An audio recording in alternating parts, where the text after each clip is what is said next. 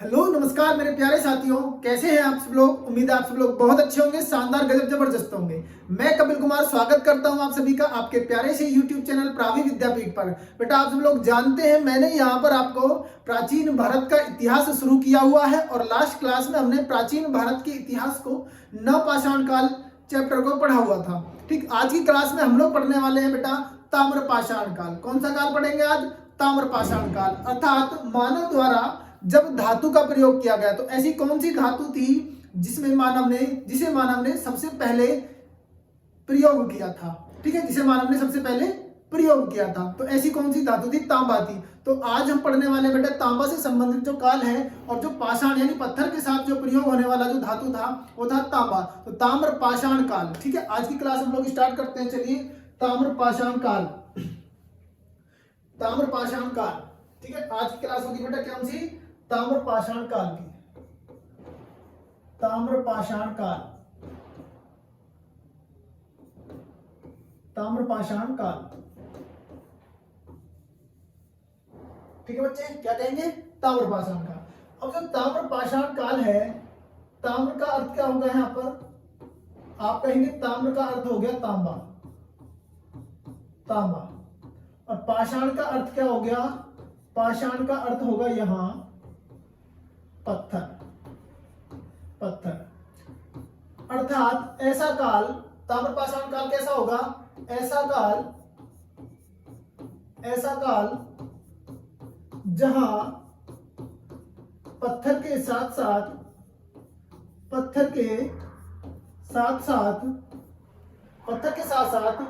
धातु का प्रयोग हुआ, धातु का प्रयोग हुआ। और बेटा धातु जो प्रयोग में आई वो कौन सी धातु पहले प्रयोग में आई? आप कहोगे कौन सी धातु थी? आप कहेंगे यहां पर ये धातु थी तांबा। कौन सी धातु थी? तांबा धातु का सबसे पहले प्रयोग किया था मानव ने। अगर आपसे अब एग्जाम में प्रश्न पूछ लिया जाए कि कौन सी धातु मानव द्वारा प्रयोग में लाई गई, आप कहेंगे जी कौन सी धातु लाई गई? तांबा एक ऐसी धातु थी जो मानव द्वारा प्रयोग में लाई गई थी। बात समझ में आ गई? तो ताम्रपाषाण काल जो है, अब इसको देखते हैं हम। इसके जो काल है इसका, वो काल किस समय के बाद आता है और किससे पूर्व आता है? तो तकनीकी सांस्कृतिक आधार पर देखें, अगर हम इसे सांस्कृतिक आधार पर देखें तो ताम्रपाषाण काल सांस्कृतिक आधार पर देखें, यानी संस्कृति जो यहां पर आई थी उस संस्कृति के आधार पर देखें, तो बेटा इस काल को क्या कहा जाता है? संस्कृति आधार पर देखें तो ताम्रपाषाण काल जो क्रम जो होता है काल का, तो सबसे पहले आप बताएंगे कि जो हमने आपको बताया था संस्कृति के आधार पर, सबसे पहले मैंने आपको पुरापाषाण काल बताया था, पुरापाषाण काल बताया था। उसके बाद यहां पर मध्यपाषाण काल बताया था, मध्यपाषाण काल बताया था।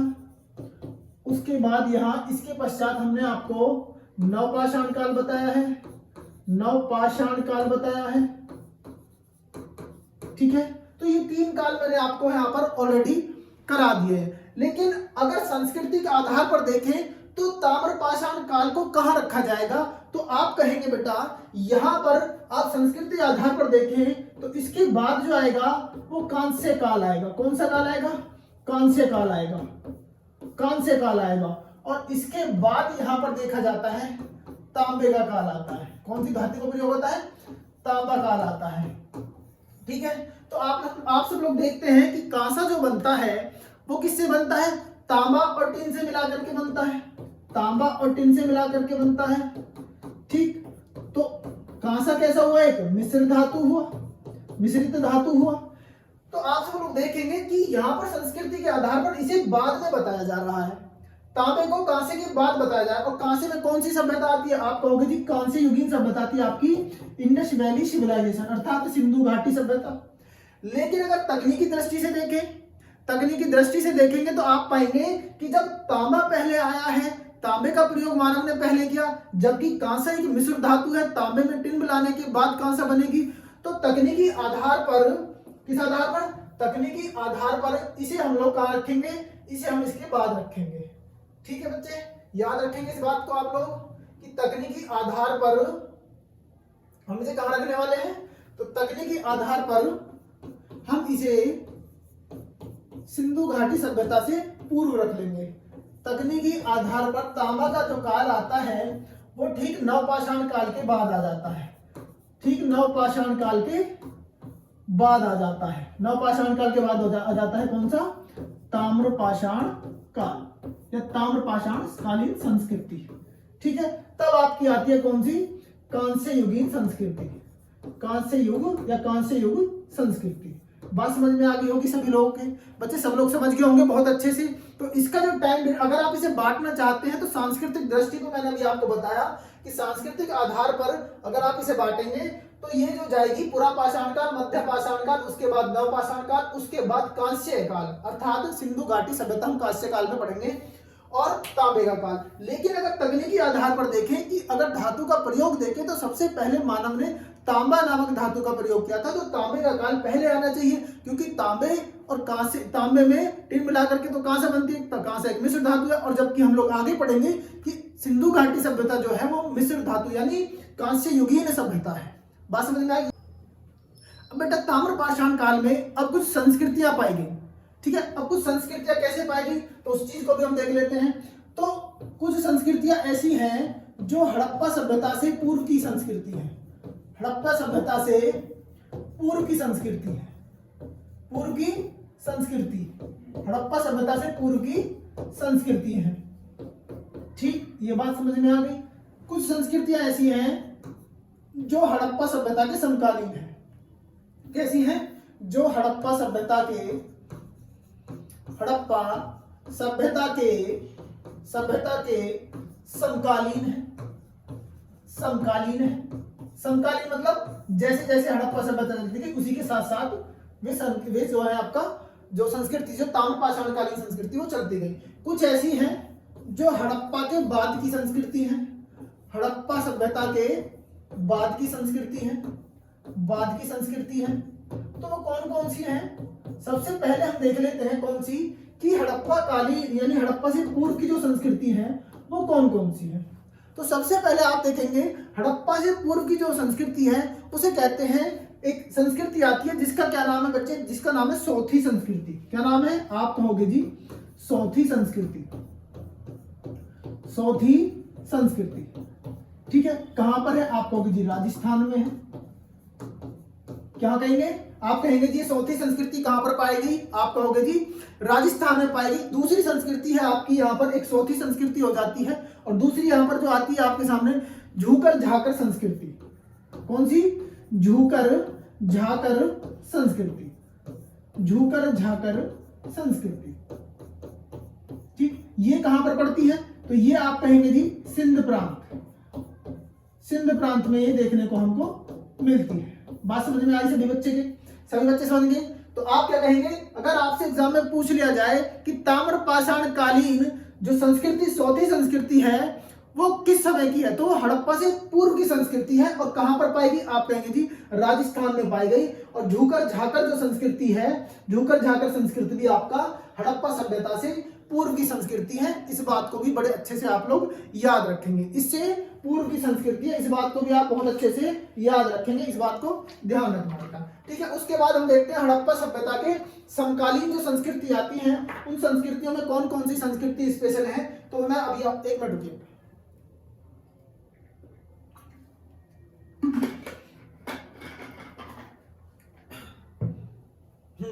जो हड़प्पा के समकालीन यानी जब हड़प्पा सभ्यता चल रही थी उसके समकालीन कौन कौन सी संस्कृतियां देखने को मिलेंगी, तो ये जो संस्कृतियां होंगी वे कौन कौन सी होगी? एक होगी बेटा आहार संस्कृति, आहार संस्कृति।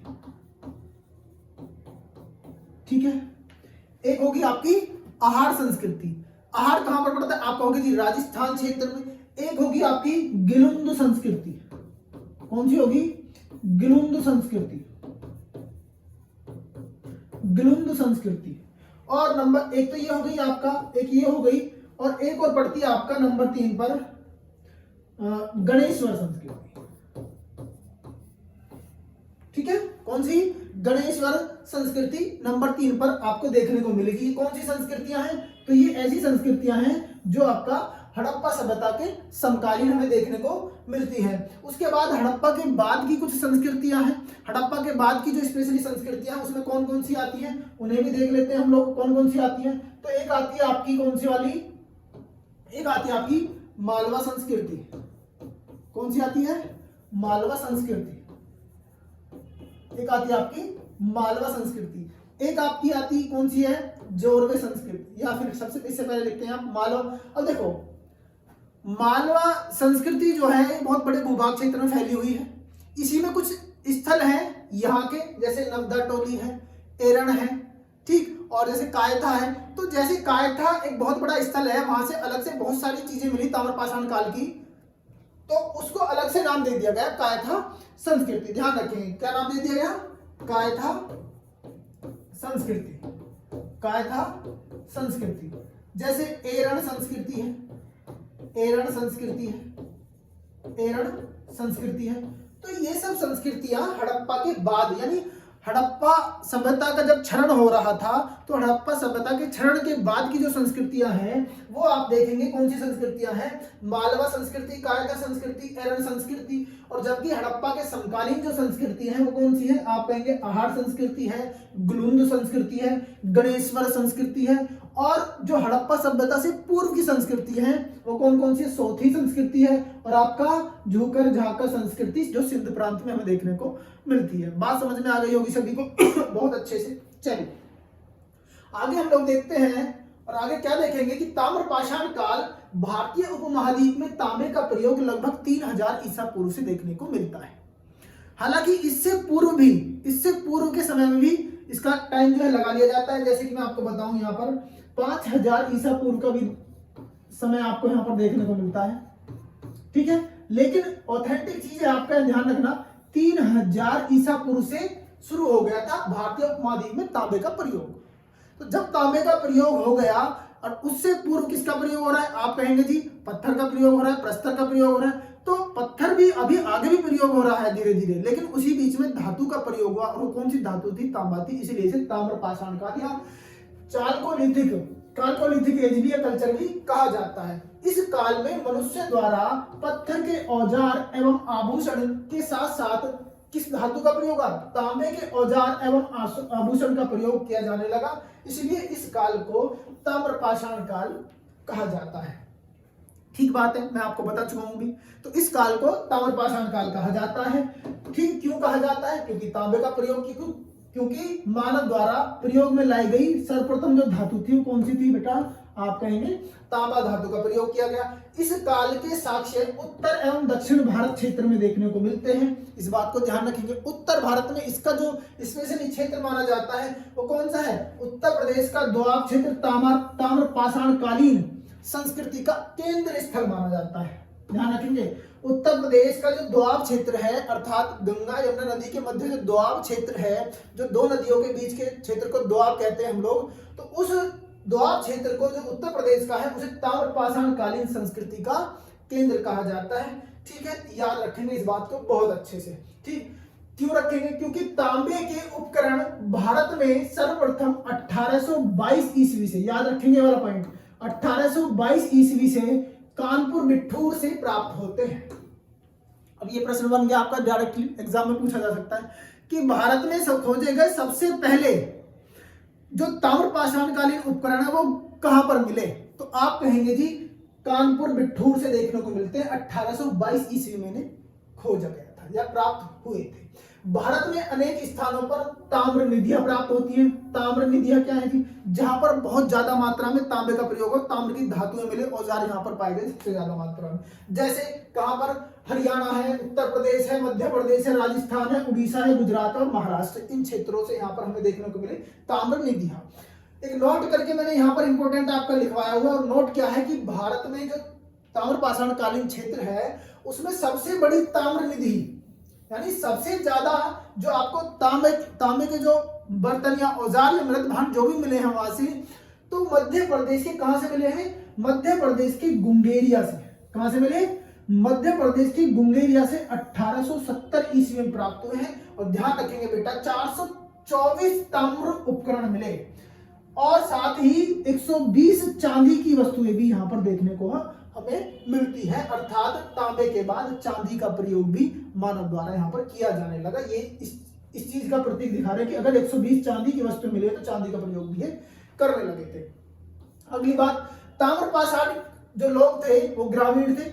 सबसे बड़ी बात ये ध्यान रखना, जबकि सिंधु घाटी सभ्यता एक नगरीय सभ्यता है, और यहां पर मैं बता रहा हूं कि ताम्रपाषाण काल के जो लोग थे वो कैसे थे, ग्रामीण लोग थे। कैसे लोग थे, ग्रामीण लोग थे, जिन्होंने इस काल में प्रायद्वीपीय भारत में बड़े बड़े गांवों को बसाया था।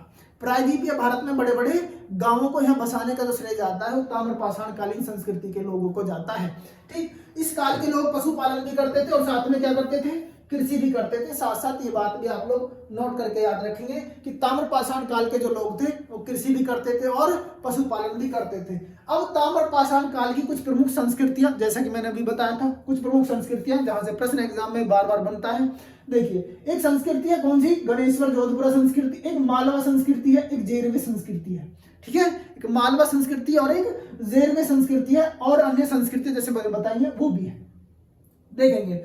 सबसे पहले हम देखते हैं गणेश्वर जोधपुरा संस्कृति। कौन सी, गणेश्वर जोधपुरा संस्कृति। इस संस्कृति की खास बातें क्या है, देखिए सबसे पहली जो खास बात यहाँ पर ध्यान रखेंगे क्या, कि यहाँ से जो स्थल है गणेश्वर जोधपुरा जो है, यहाँ के जो स्थल हैं वो कौन कौन से हैं, एक तो आहड़ है, एक बालाथल है, एक गिलुंद है और एक मिरमी है। जबकि इनकी संस्कृति कौन सी है, गणेश्वर जोधपुरा संस्कृति है। लेकिन मैंने आपको यहाँ बताया है कि आहड़ संस्कृति भी कहा जाता है, गिलुंद संस्कृति भी मिले हैं। ठीक है, ये वाले नाम मैंने आपको बताए हैं, जबकि ये जो कुछ स्थल हैं वो इसी संस्कृति के अधीन आ जाते हैं, ध्यान रखेंगे। अब यहाँ पर जो ये आहड़ है, आहड़ ये बनास नदी के पास है। किस नदी के पास है, बनास नदी के पास है, इसलिए इस संस्कृति को बनास संस्कृति भी कहा जाता है। दूसरी बात क्या याद रखेंगे, आहड़ से बहुत ज्यादा मात्रा में यहाँ से ताम्रपाषाण कालीन उपकरण मिले, तो इसी कारणवश इसे आहड़ संस्कृति भी नाम अलग से दिया गया है। इस बात को भी ध्यान रखेंगे। है कहां पर बेटा, जोधपुर आपका गणेश्वर राजस्थान में है। इस संस्कृति में संस्कृति से जुड़े सर्वाधिक स्थल सीकर जिले से मिलते हैं। वेरी इंपॉर्टेंट पॉइंट, कहां से मिले, सीकर जिले से इस संस्कृति के जो है आपको प्रमाण देखने को मिलते हैं। अब गणेश्वर जोधपुरा जो संस्कृति है इसका समय क्या है, इसका टाइम क्या है, तो आप कहेंगे इसका समय 2800 ईसा पूर्व से लेकर शुरू होता है और 2000 ईसा पूर्व के मध्य का इसका समय हमें देखने को मिलता है। जबकि इसका एक अन्य स्थल आहड़, और आहड़ का जो समय हमें देखने को मिलता है वो आहड़ का समय हमें मिलता है 2100 से लेकर के आपका 1599 ईसा पूर्व, 1599 ईसा पूर्व। जबकि यह गणेश्वर जोधपुरा संस्कृति का ही एक स्थल है और इसका समय हमें देखने को मिलता है 2800 ईसा पूर्व से लेकर के 2000 ईसा पूर्व के मध्य का समय हमें यहाँ देखने को मिलता है। अब इसके कुछ प्रमुख स्थल हैं जैसे आहड़, बालाथल और गिलुंद, इनको देख लेते हैं, इस बात को भी हम लोग देख लेते हैं। चलिए सबसे पहले हम लोग देखते हैं यहाँ कौन सा स्थल, बालाथल स्थल। इस स्थल की खोज बीएन मिश्र ने की है।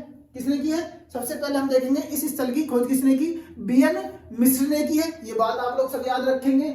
इस स्थल से कुष्ठ रोग का प्राचीनतम प्रमाण मिलता है। कौन से रोग का बेटा, याद रखेंगे, बहुत इंपॉर्टेंट पॉइंट है, फैक्ट है आपके एग्जाम के लिए, इंपॉर्टेंट फैक्ट है, इस बात को ध्यान रखेंगे, ये आपके एग्जाम के लिए वेरी वेरी इंपॉर्टेंट है। इस स्थल से कुष्ठ रोग का प्राचीनतम प्रमाण हमें देखने को मिला।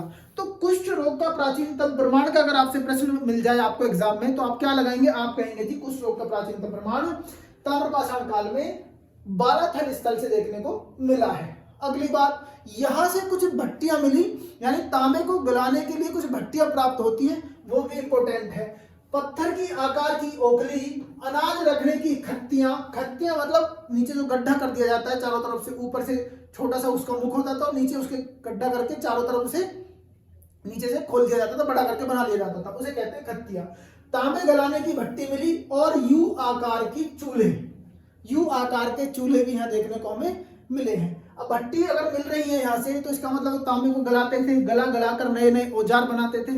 इसका मतलब बालाथल की एक खास विशेषता है कि वहां पर तांबे की भट्टियां मिली और उनको गला करके वहां पर नए नए जो है औजार बना लिए जाते थे। और यहाँ से क्या कहते हैं, एक दीवार मिली, क्या मिली, एक दीवार भी मिली बनी हुई, एक दीवार भी हमें दिखाई देती है, कहां से, बालाथल स्थल से। और ये जो दीवार है, मिट्टी की जो दीवार मिली है, इससे हम क्या कह सकते हैं, इससे हम क्या नाम दिया था, तो इस दीवार को हमने नाम दिया था दुर्ग। क्या नाम दिया था, दुर्ग नाम दिया था बालातल से। कहने का मतलब एक इस प्रकार से दीवार बनी हुई होगी जिसे दुर्ग नाम दिया गया है। कहाँ मिला है, बालाथल से देखने को मिला। अगली बात, अगला स्थल आता है आपका गिलुंद। कौन सा स्थल आता है, गिलुंद। राजस्थान के चित्तौड़गढ़ जिले में बनास नदी के किनारे है। 1959 ईस्वी में बीबी लाल ने इसे खोजा था। अगली बात, यहां से पत्थर फलकों के उद्योग के साथ साथ पक्की ईंटों के साक्ष्य मिले। क्या मिले भाई, पक्की ईंटों के साक्ष्य मिले। ये एक अपवाद है, ये एक अपवाद है, ध्यान रखना। कहीं पर भी इस बात को ध्यान रखेंगे, ताम्रपाषाण कालीन किसी भी स्थल से पक्की ईंटों के प्रमाण हमें देखने को नहीं मिलते हैं। और ऐसा एकमात्र स्थल कौन सा है जहां से पक्की ईंटों के प्रमाण हमें देखने को मिले, वो है गिलुंद। गिलुंद राजस्थान के चित्तौड़ में। यहाँ लंबे सींगों वाले कुबड़दार, यहाँ लंबे सींगों वाले कुबड़दार बैल की मृण मूर्ति मिली। मृण मूर्ति मतलब मिट्टी की बनी मूर्ति हमें यहाँ देखने को मिलती है। ये बात भी आप लोग याद रखेंगे। ये खास बात यहाँ पर इंपॉर्टेंट क्या है कि ये एकमात्र ऐसा स्थल है पूरे ताम्रपाषाण काल में जहां से पक्की ईंटें और प्रस्तर यानी पत्थर के साक्ष्य हमें देखने को मिले हैं। यानी पक्की ईंटों के बनी हुई, जो पक्की ईंटों थी वहां उसके मकान बने हुए थे। बात समझ गए। अगला आहड़। आहड़ जो स्थल है इसका देखो टाइम पीरियड मैंने पीछे बताया, 2100 से लेकर के 1599 ईसा पूर्व। उदयपुर जिले में आहड़ नदी या बनास नदी भी लिखा सकता है, ठीक है ना, के तट पर है। इसे रतन चंद्र अग्रवाल ने खोजा था। किसने खोजा था भाई, आप कहेंगे रतन चंद्र अग्रवाल ने इसे खोजा था। अन्य नाम क्या मिलता है, तांबवती, याद रखना, धूलकोट या फिर अघाटपुर भी इसे कहते हैं। इंपोर्टेंट नाम है इसके तीनों नाम। इसके अन्य नाम क्या है, धूलकोट, तांबवती या अघाटपुर भी इसे कहा जाता है। इसकी प्रमुख विशेषताएं देख लेते हैं कुछ। क्या है, टेराकोटा के बैल की प्राप्ति हुई, ठीक है, टेराकोटा से बने बैल मिले हैं। यहां से तांबे के प्रयोग का साक्ष्य मिला, परंतु पत्थर के प्रयोग का साक्ष्य नहीं मिला है। अब ध्यान रखना, संस्कृति है ताम्रपाषाण कालीन, लेकिन इस आहड़ से हमें केवल साक्ष्य जो मिला है वो तांबे का मिला है प्रयोग का, लेकिन पत्थर का प्रयोग यहाँ हमें देखने को नहीं मिलता। ये खास बात आहड़ संस्कृति की देखने को मिलती है, यानी आहड़ स्थल से। इसके उत्खनन में बहुमुखी चूल्हे अर्थात कई मुख के चूल्हे मिले, पैर से चलने वाली चक्की, पैर से चलाई जाने वाली चक्की, सूत काटने का चरखा, ताम्र की कुल्हाड़ी, तांबे की कुल्हाड़ी और चूड़ियां आदि के साक्ष्य हमें यह देखने को मिलते हैं। कहां से, आप कहेंगे जी आहड़ संस्कृति, ये सब चीजें हमें देखने को मिल जाती हैं। कहां से, आहड़ संस्कृति से ये सब चीजें हमें देखने को मिल जाती हैं। और यहां से भी हम कह सकते हैं कि यहां से भी हमें कुछ भट्टियां मिली। कैसी भट्टियां, जो तांबे को गलाती थी। बात समझ में आई। और कैसी संस्कृति है ये, ग्रामीण संस्कृति है। कैसी संस्कृति है ये, ग्रामीण संस्कृति है। इस बात को भी आप लोग बहुत अच्छे से याद रखेंगे। बात क्लियर हुई। अगली बात, आहड़ में एक पॉइंट और लिखेंगे। क्या, देखिए आहड़ जो संस्कृति है, इस आहड़ में जो मृद भांडों का प्रयोग हुआ, कौन से मृद भांड थे, तो ध्यान रखेंगे कैसे मृद भांड प्रयोग हुए। आप कहेंगे लाल एवं काले मृद भांड। लाल एवं काले मृद भांडों का प्रयोग यहाँ पर किया गया था। मृद भांडों का प्रयोग यहाँ पर किया गया था, ठीक है। लाल एवं काले मृद भांडों का प्रयोग यहाँ पर हमें देखने को मिलता है। बात समझिए। कहां से, आहड़ से। अब आहड़ से एक चीज और हमें देखने को मिली, क्या है वो, तो आप कहेंगे यूनानी देवता। कौन से देवता, यूनानी देवता। तो यूनानी देवता है कौन, अपोलो। यूनानी देवता कौन है, अपोलो है। और अपोलो की मूर्ति हमें यहां मिली है। कहां पर, आहड़ से। किसकी मूर्ति मिली, अपोलो की मूर्ति हमें यहां देखने को मिलती है। बात समझ में आई, बात क्लियर हुई। तो और ये ध्यान रखना आपको, ये बहुत इंपॉर्टेंट फैक्ट है आपके एग्जाम के लिए। ताम्रपाषाण कालीन में आहड़ से हमें यूनानी देवता अपोलो की एक मूर्ति देखने को मिलती है। बात समझ गए। ये 2 पॉइंट और आप आहड़ में ऐड कर लेंगे। चलिए आगे बढ़ते हैं। और आगे जो आपका आएगा, मालवा संस्कृति आएगा। कौन सी संस्कृति आएगी, मालवा। इस संस्कृति की, मालवा देखिए आप देखेंगे मध्य प्रदेश में पड़ता है देखने को, पूरा मालवा संस्कृति मध्य प्रदेश के आसपास का जो क्षेत्र है, पूरा मध्य प्रदेश में नहीं, मध्य प्रदेश का जो आपका राजस्थान से थोड़ा नीचे करके और महाराष्ट्र के क्षेत्र में मिलकर के जो मालवा पठार है, कहने का मतलब मालवा का जो पठार है उस क्षेत्र में आपको देखने को मिलेगी मालवा संस्कृति। ठीक है, तो मालवा संस्कृति की कुछ विशेषताएं हैं, जैसे इस संस्कृति में मृदभांड सभी ताम्रपाषाणकालीन मृदभांडों में सबसे श्रेष्ठ माने जाते हैं। सबसे अच्छे जो मृदभांड है वो मालवा संस्कृति के देखने को मिलते हैं। कैसे मृदभांड थे? लाल और गुलाबी रंग के मृदभांड थे। कैसे थे? हल्के लाल और गुलाबी रंग के मृदभांड यहाँ पर हमें देखने को मिलते हैं। खास विशेषता एक और ये है कि टोंटीदार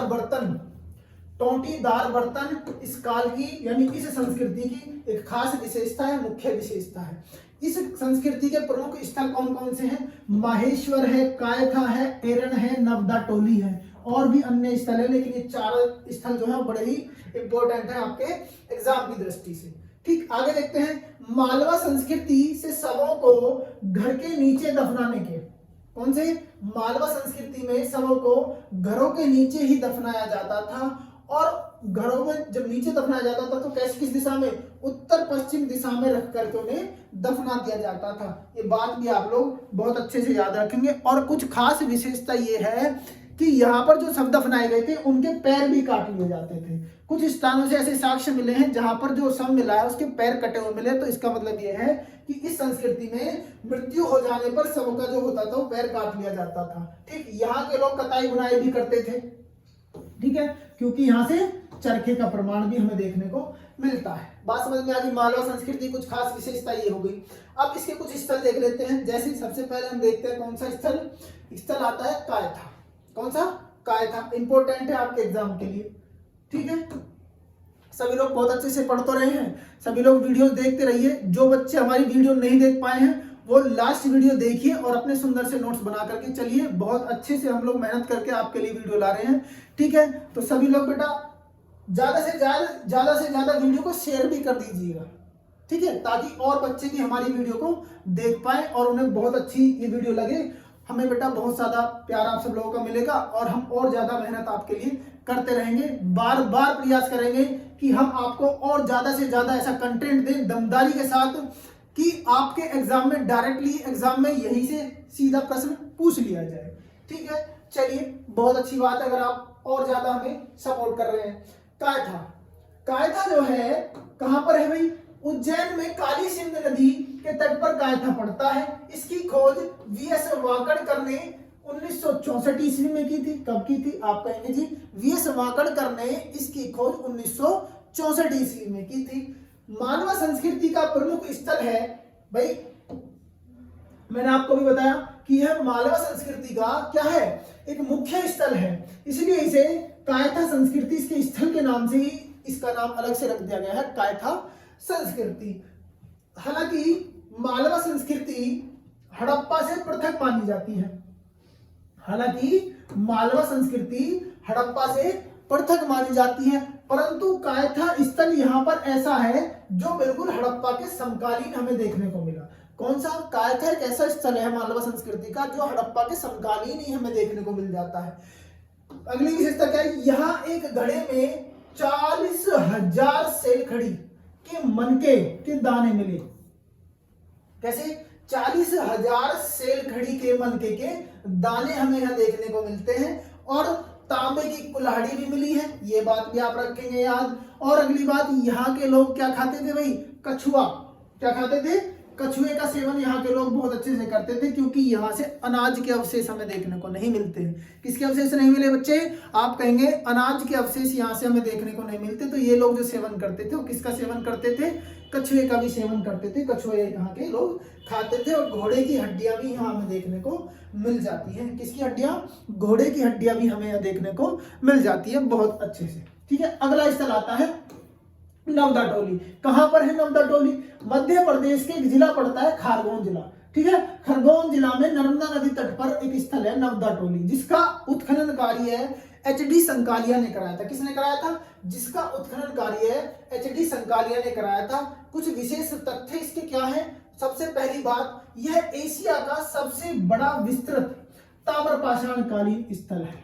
सबसे पहली खास विशेषता ये है कि यह एशिया का सबसे बड़ा ताम्रपाषाण कालीन स्थल है। और जब एशिया का हो गया तो भारत में सबसे बड़ी जो मालवा संस्कृति, तो मालवा संस्कृति का खोजा गया सबसे बड़ा स्थल भी यही होगा। मैंने लिखा हुआ है मालवा संस्कृति का खोजा गया सबसे बड़ा स्थल है। ठीक है, यह स्थल मालवा संस्कृति में खोजा गया सर्वप्रथम स्थल है। दूसरी बात ये याद रखेंगे।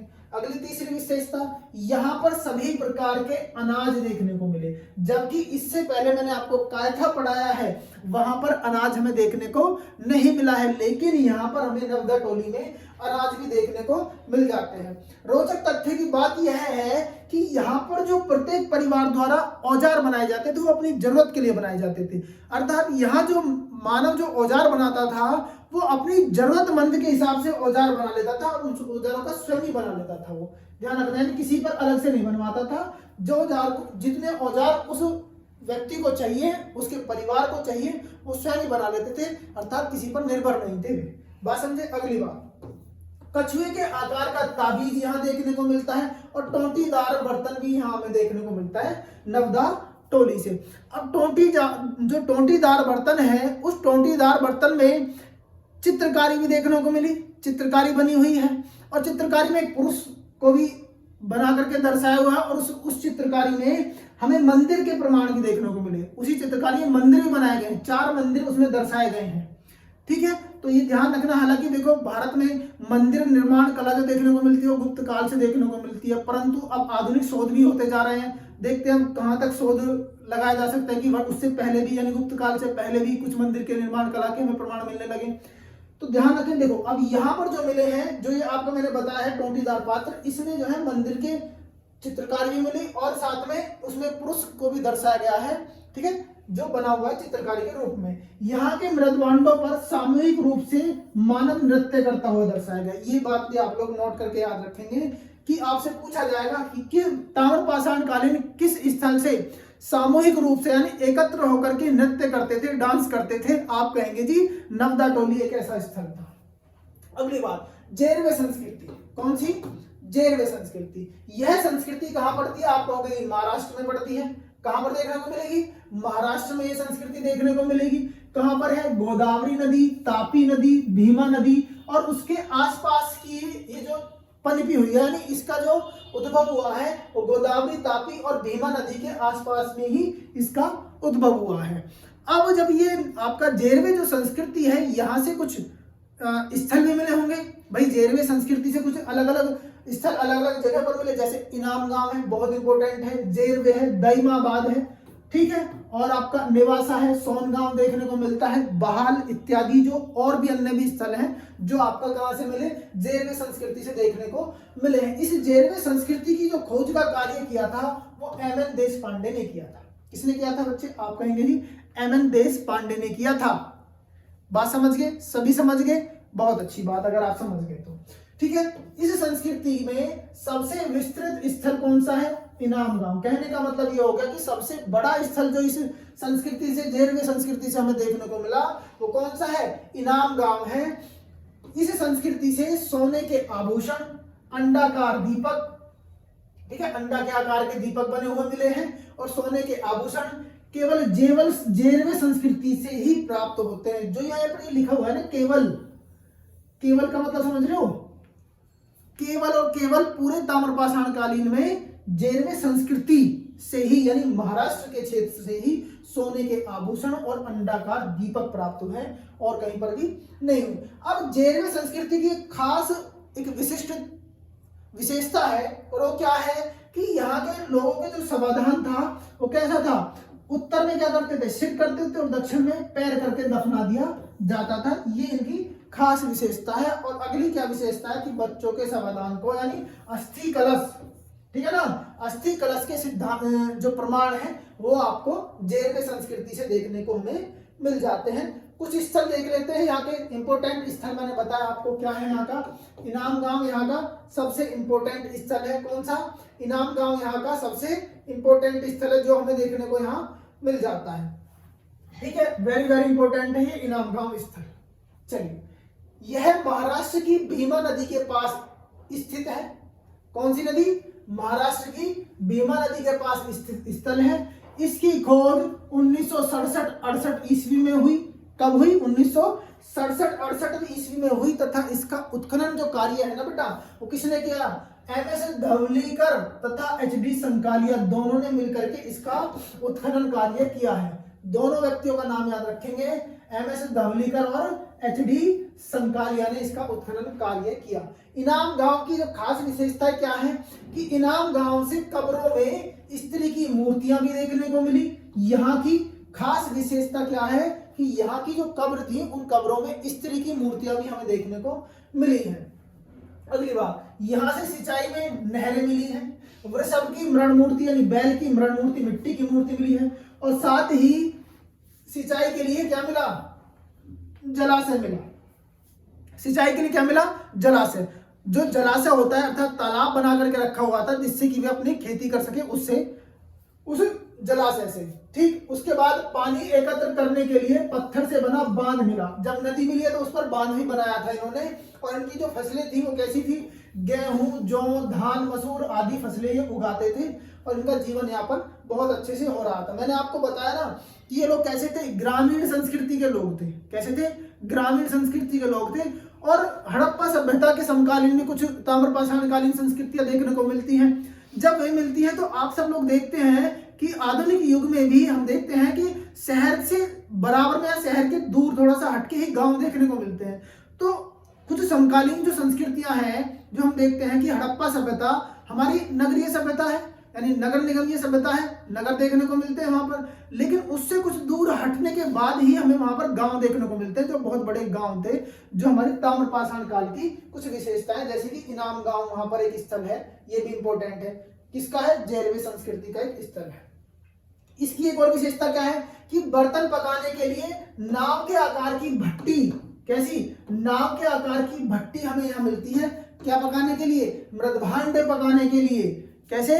मिट्टी के बने बर्तनों को पकाने के लिए नाव के आकार की, अर्थात नाव के आकार की। अब नाव देखो इस प्रकार से तो बनती है नाव, है ना? नाव इस प्रकार से बना देते हैं और इसमें फिर आगे भी चौंसी रहती है और पीछे भी चौंसी रहती है, बीच में खाली रहता है, यहाँ पर बैठ जाते हैं मेंबर्स में। ठीक है, तो नाव के आकार की क्या मिली? यहां से नाव के आकार की भट्टी प्राप्त हुई है और चूल्हे के भी प्रमाण हमें देखने को यहाँ मिल जाते हैं। पालतू पशुओं में जो प्रमुख मुख्यतः क्या था यहाँ का? घोड़ा यहाँ का प्रमुख रूप से रहा है। पालतू पशुओं में 5 कमरों वाला एक मुखिया का घर मिला। ठीक है ना? 5 कमरों वाला मुखिया का एक घर मिला, अर्थात मुखिया भी होता था गांव का। बगल में एक अन्नागार भी मिला है, अन्न को संभाल कर रखते थे, जैसे गेहूं और धो आपका जो है धान है, ठीक है, ये भी इन्हें संभाल कर रखते थे। यहाँ की बस्तियां किलाबंद थी। वेरी वेरी इंपॉर्टेंट यहाँ की विशेषता है कि यहाँ की जो बस्तियां थी वो कैसी थी? आप कहोगे थी यहाँ की जो बस्तियां थी वो कैसी थी? किलाबंद थी। ठीक है, अगला हम देखते हैं आगे क्या आता है कि इनाम गांव में वाल्की नामक गांव स्थित था। ठीक है, जिसकी 2 विशेष प्रकार की कृषि देखने को मिली हमें, यानी कृषि के उपकरण वहां से देखने को मिलते हैं। कहां से? इनाम गांव के वाल्की से हमें 2 प्रकार के जो है क्या मिले? उपकरण देखने को मिले। कौन से? एक तो हड्डी का फाल, जैसे हल्का फाल होता है ना, इस प्रकार से नुकीला हल्का फाल देखा हो आपने, तो इस प्रकार से बना हुआ होता है वो। ठीक है, और नीचे से वो मिट्टी में चला जाता है और खुदाई करता हुआ चला जाता है, इस प्रकार हड्डी का फाल बना हुआ था। और 12 सिंगा जो आपका हिरण होता है, 12 सिंगा के सींग से निर्मित बीज बोने की एक मशीन मिली है। देख रहे हो आप? मतलब किस प्रकार से वो लोग अपने आप को आधुनिकता की ओर बढ़ा रहे हैं, यानी बीज बोने की मशीन भी उन्होंने वहां पर अपनी बना ली है और हड्डी का एक फाल भी बना लिया है। ठीक है ना? चलिए, ये था आपका इनाम गांव, वहां के प्रमुख स्थल। आगे हम बढ़ते हैं, एक संस्कृति और देखने को मिली हमें गंगा नदी घाट यानी उत्तर प्रदेश में देखने को मिली।